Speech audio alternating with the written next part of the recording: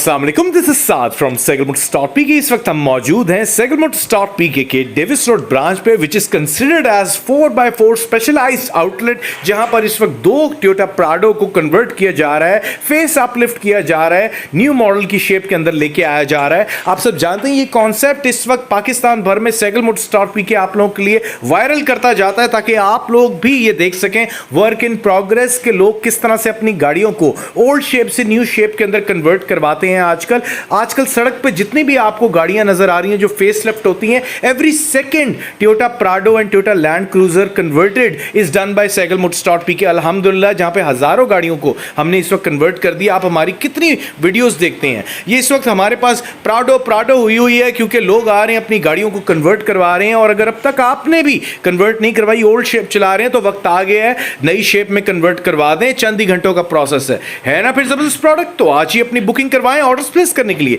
हमारी website visit करें।